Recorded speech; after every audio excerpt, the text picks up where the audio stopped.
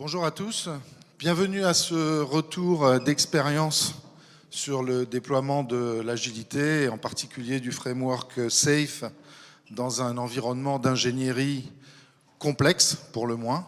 Juste vous expliquer un petit peu ce que c'est une voiture pour nous. Donc je travaille dans le domaine électricité électronique. Donc pour le grand public, une voiture c'est ça. Donc la future DS7 qui va bientôt sortir, la C3 qui cartonne pas mal. Pour nous, pauvres électroniciens, une voiture c'est plutôt ça. C'est-à-dire qu'en fait on a une soixantaine de calculateurs dans la voiture avec une petite dizaine de réseaux pour couvrir un périmètre de fonction qui est toujours grandissant. Donc on est confronté à une complexité de design et d'implémentation pour qu'une voiture roule et qu'elle offre toujours plus de fonctions, complexité croissante. Donc c'est un des gros challenges de l'automobile. Une division électricité électronique, juste pour faire ça, c'est presque 2000 personnes. Et c'est vraiment quelque chose qui nous anime au quotidien et qui est très très compliqué à mettre en œuvre. L'infotainment, c'est ça, hein, en fait, qu'on se comprenne bien. Donc moi, je m'occupe de l'implémentation de l'ensemble des solutions portées dans les différents écrans d'un cockpit. Voilà, donc on a pris un certain nombre de choix d'options technologiques sur lesquelles je reviendrai. Voilà, la particularité, comme vous l'avez vu dans le slide juste avant, c'est que notre infotainment, il n'est pas tout seul. Il a beaucoup d'adhérence avec beaucoup de systèmes. Et en particulier donc avec l'architecture électricité électronique, ADAS, donc les aides à la conduite. On a des interfaces avec le projet véhicule et on a de plus en plus d'interactions avec l'extérieur. On ne considère plus la voiture comme un objet, mais comme un objet étendu, avec sa contrepartie en débarqué. Donc c'est ce qui rend aussi de plus en plus complexe nos implémentations. Pourquoi PSA a décidé, en tout cas sur l'infotainment, de basculer en agile? Ça fait 15 ans, à peu près, qu'on essaye de lancer l'infotainment. Enfin, on n'essaye pas, on y arrive. Toujours avec du retard, jamais avec le bon périmètre de fonction et jamais au bon prix. 15 ans qu'on est à 2 doigts de se rater à chaque fois, que ça soit pour la 307 il y a 15 ans, la 208 il y a 5 ans, ou même plus récemment la 3008, dont vous avez eu le cockpit juste avant. Donc il a fallu changer complètement la façon d'aborder le sujet. On ne pouvait plus fonctionner en waterfall, à figer les specs 2 ans avant, à rendre tout le produit 1 an avant. Et voilà, ça ne marche pas, ça n'a jamais marché. On a fait le constat, il a fallu du temps, que ça ne marcherait jamais. Donc on a admis l'idée que finalement, plutôt que d'essayer de se battre pour essayer de contenir les coûts et les plannings, on allait inverser le projet. On allait inverser et se dire que ben voilà, on va raisonner à planning et coût constant, et puis ben finalement la résultante, ça sera le périmètre produit. Ce qui permet du coup d'avoir un enveloppe coût maîtrisé et un planning à peu près sous contrôle. Sur l'infotainment avant, quand on se rapprochait du but et qu'on n'y arrivait pas, forcément on essaye d'alléger la barque. Donc qu'est-ce qu'on faisait quand on était à 6-8 mois du lancement, ça ne marchait pas, on enlevait des fonctions. Et puis on enlevait des trucs qui ne marchaient pas bien, qui étaient souvent les trucs les plus complexes et qui avaient aussi la plus grosse valeur ajoutée pour le client. Un exemple, en 2010, le système de navigation d'entrée de gamme de PSA n'avait pas d'USB. C'est un peu embêtant. Pourquoi? Parce que 3 ou 4 mois avant, on s'est rendu compte que, bah zut, on n'y arrive pas, le hardware n'est pas dimensionné pour, donc on va être obligé de l'enlever. Donc on avait une radio monochrome dans la gamme qui avait l'USB, la nav haut de gamme qui avait l'USB, et la nav du milieu qui n'avait pas l'USB. Voilà. Donc ça, c'est le genre de choses qui était extrêmement douloureux. Donc on a décidé qu'on allait faire autrement, et qu'on allait, dès le premier jour, prioriser. Donc, c'est ce que je disais, ça, définir le produit au début, ça ne marche pas. Il faut définir des priorités et puis faire admettre à l'entreprise que on ne peut pas définir dès le premier jour le contenu du produit qui sera dans la rue dans 3 ans. On est en compétition avec le consumer. Le consumer ne sait pas, enfin les acteurs majeurs du consumer ne savent pas ce que seront les attentes des clients dans 3 ans. Comment pourrions-nous savoir, nous? Donc là, voilà, 2 ans et demi de spec figé 2 ans et demi avant. Ça, c'était avant.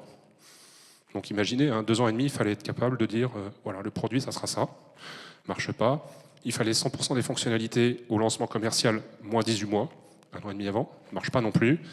Donc il faut admettre l'idée que la couverture fonctionnelle est progressive et on garantit la qualité à chaque étape. Donc c'est une mode de fonctionnement un peu différent. Et enfin, voilà, 15 ans qu'on fait comme ça, et puis il faut changer. Bien, sauf qu'au moment de lancer la mécanique, on avait déjà un grand nombre de capabilities, de features, on va dire. pour simplifier, 950. Un workflow de design, de conception extrêmement compliqué côté PSA, avec des strates de conception qui s'empilent les unes sur les autres. Donc du gros waterfall pour obtenir des specs en bout de ligne et puis pouvoir les donner à notre fournisseur pour implémenter la partie logicielle. Des silos très constitués aussi à l'intérieur de cette organisation R&D. Des ressources qui ne sont pas forcément allouées plein temps sur le projet. Et puis globalement, les process de conception côté R&D PSA qui sont en cours de transformation assez fondamentale, on va dire, et dans lesquels finalement on essaye de s'insérer, on essaye de se transformer au sein d'une transformation quelque part plus large déjà, et qui elle n'est pas du tout agile. Je voudrais juste ajouter une chose, un point de calendrier. Finalement, c'est un fournisseur de PSA qui a déclenché la transformation agile. On a commencé à former les personnes de PSA début décembre. Et je crois que Pierre m'a dit, dans 3 semaines, tu animes un PI planning parce que notre fournisseur a décidé de démarrer en safe. Donc toute la phase de préparation et d'implémentation du train, on a dû la faire en 3 semaines. Donc notre fournisseur, qui lui était déjà agile, rompu aux pratiques agiles, mais qui n'avait pas cet aspect synchronisation, cadence de ses équipes que Safe peut apporter. Donc lui, il a tout de suite senti l'intérêt de la méthodo. Il est parti à fond dedans. Et on a dû essayer de le suivre, sachant que c'est PSA qui fait les spécifications du système et c'est le fournisseur qui implémente, développe après, lui, avec la méthode agile et Safe. Et c'est là où on a eu un problème d'articulation entre ces phases de conception et ces phases de développement. On a dû trouver un bon moyen de fonctionner. Donc au début, on n'avait qu'un seul train, c'était le train du fournisseur.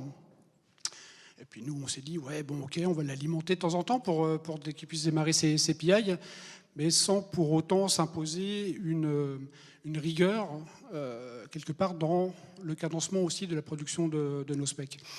Et ça, c'est quelque chose qui a tenu, on va dire, 6 mois. Et après, on s'est dit, non, c'est pas possible, on ne peut pas fonctionner comme ça. Et on a donc décidé de lancer un train aussi interne chez PSA sur la partie conception.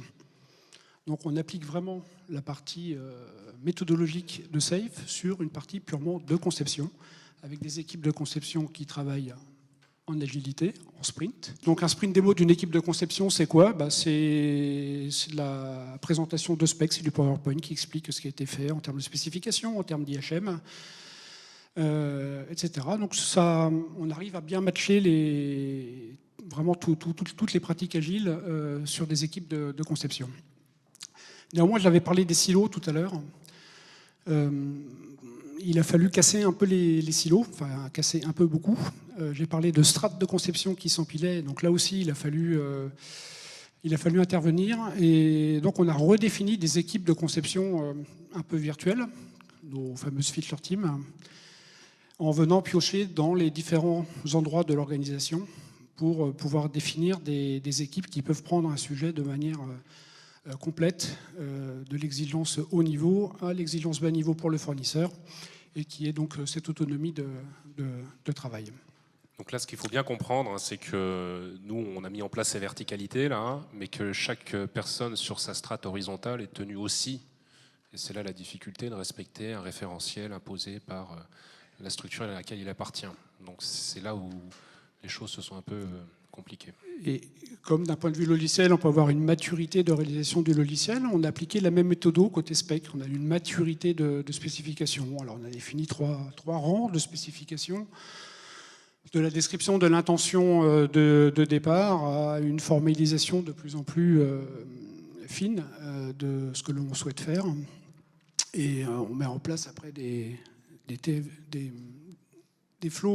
diagrammes de flow cumulés qui permettent de suivre l'avancement de cette conception et de piloter sprint après sprint la réalisation des specs et de s'assurer qu'en fin de PI, côté spécification, nous serons en mesure d'alimenter notre fournisseur pour son PI de développement à lui. Côté fournisseur, alors lui, même s'ils étaient déjà rompus à l'agilité, etc., ils se sont retrouvés confrontés à une problématique dans l'application du framework Safe. c'est qu'ils sont essentiellement organisés en mode component, en component team. Alors même si Safe ne dénigre pas complètement les component team, ça n'est certes pas la méthode la plus efficace pour y arriver, et c'était un des problèmes sur lesquels nous avons buté lors de notre tout premier PI planning avec le fournisseur, cette organisation en mode component. Et on a trouvé la parade en définissant là aussi des feature teams virtuels. Bon, j'ai fait un tableau, là, une matrice qui, peu importe le contenu, mais en venant piocher dans les différentes équipes components, on arrive à former des équipes au niveau feature. Et au niveau du PI planning, de travailler dans un premier temps sur la première journée en mode feature team. Donc sur la partie du haut, première journée de PI planning, ce sont les feature teams qui attrapent les différents sujets et qui, quelque part, remplissent leur sprint virtuel de feature team. Deuxième journée, on renverse la vapeur, on applique la matrice de transformation et on repositionne tous les post-it au niveau des équipes réelles, les équipes components, pour définir le contenu du PI. Alors c'est une gymnastique, c'est un peu compliqué, ça nécessite de détailler les choses peut-être un peu plus que lorsqu'on est directement en mode feature team. Néanmoins, c'est un peu la conclusion du truc, c'est que ça marche. Notre fournisseur arrive à être extrêmement prédictif dans sa planification de PI, et on est tous très, très satisfaits finalement de ce mode de fonctionnement. Juste pour ajouter que le fournisseur, il est organisé en componentes et en plus il est sur 3 continents différents. Bien, deux trains, mais maintenant il faut les synchroniser, la partie conception et la partie développement. Donc en fait, côté conception, bien évidemment, on doit travailler en avance de phase. On ne peut pas travailler dans le même mouvement temporel que le train de développement. Donc on a un train de conception, celui du haut, qui est quelque part en avance d'un PI plus 3 semaines, sachant qu'après, en termes d'organisation de nos PI, nous sommes aussi confrontés au reste de la R&D PSA, qui est en mode waterfall et sur laquelle nous avons des adhérences plutôt fortes par endroits. Et donc cela nous a contraints à fixer une durée de PI de 13 semaines, puisque le reste de la R&D délivre par trimestre. Et un trimestre, c'est 13 semaines. Donc du coup, côté conception, c'est organisé en 4 sprints de 3 semaines, 12 semaines, plus une espèce de semaine blanche pendant laquelle nous faisons notre PI planning de conception. Le retard ensuite de 3 semaines par rapport au train de développement, c'est nécessaire pour permettre à notre fournisseur de digérer les specs qu'on leur livre et qu'ils puissent commencer à travailler la piste d'architecture de leur côté et de commencer à travailler les user stories qui en résultent pour pouvoir démarrer leur PI planning à eux dans les meilleures conditions possibles. Côté fournisseur, donc un séquencement du coup en 5 sprints de 2 semaines plus un dernier de 3. Donc le dernier sprint d'innovation et de préparation du prochain PI se déroule sur 3 semaines. C'est aussi la phase de stabilisation de leur logiciel. Dernier mot peut-être sur ce schéma-là, ce qui n'empêche pas pendant les phases de conception, de notre côté, de pouvoir discuter en permanence avec les équipes de développement pour arriver à une convergence progressive de nos specs par rapport aux capacités du fournisseur. C'est-à-dire que lorsqu'on arrive en fin de PI de conception, le fournisseur ne découvre pas nos specs. Ce n'est pas une surprise. Il les a vus régulièrement pendant les 3 mois qui se sont écoulés. Il a pu discuter régulièrement avec nous, s'assurer qu'il les comprenait bien et qu'il était en capacité de les réaliser.